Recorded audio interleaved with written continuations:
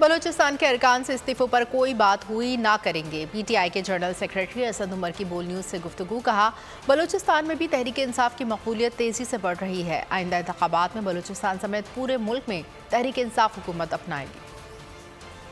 इस वक्त जो है फैसला ये किया गया था कि पंजाब और खैबर पख्तूनख्वा की असम्बलियां जो है वो तहलील करनी है और सिंध और बलूचिस्तान से अभी इस्तीफा नहीं दे रहे। हम वहाँ पे इसलिए कर रहे हैं कि उसकी वजह से फिर हम एक नया इलेक्शन होगा, 5 साल का इलेक्शन होगा, नई असम्बलियां आएंगी। इस्तीफे देंगे तो इस वक्त सिर्फ एक बाई इलेक्शन होगा चंद महीनों के लिए, तो इस्तीफे यहाँ से नहीं दे रहे। अच्छे लोग, मजबूत लोग शामिल होते चले जा रहे हैं, पार्टी ज्यादा ताकतवर होती चली जा रही है और जैसे मैंने कहा यही नजर आ रहा है। सारे पाकिस्तान में इस वक्त यही सूरत हाल है, बलूचिस्तान में भी यही सूरत हाल है। अगला इलेक्शन इमरान खान का इलेक्शन है। और अगर आपको हमारी ये वीडियो पसंद आई है तो लाइक पर क्लिक कीजिए।